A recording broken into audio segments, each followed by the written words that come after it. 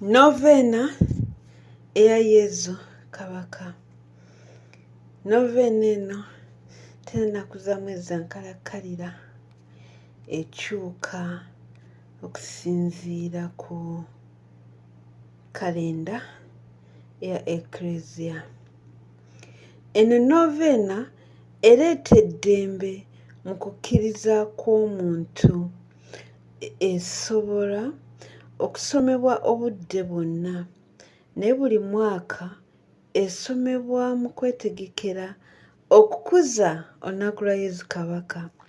Obwakabaka bwa Yezu bwa bwavu mu mwoyo, abeetoowaze n'abo abeewaayo okwetikka emisalaba gyabwe awatali kwemulugunya, ne bagoberera Yezu. Wakati mu kugezesebwa twegayirira Katonda amulise amakubo gaffe, aggule ebirowoozo byaffe, alambike amakubo gaffe era agumye emitima gyaffe, tusobole okwongera okwekwata ku Kristo Kabaka waffe. Mu kukuza olunaku lwa Yezu Kabaka tusabira abantu bonna bamanye emirembe egiri mu kunoonya Katonda mu bwesimbu ne mu kuzimba obwakabaka bwe.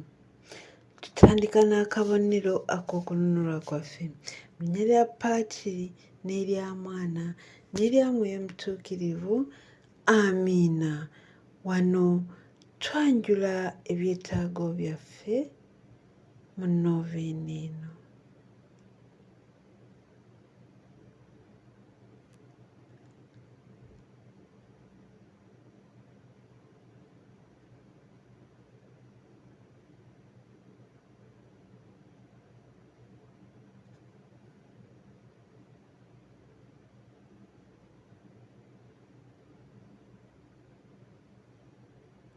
Essaala eri Yezu Kabaka.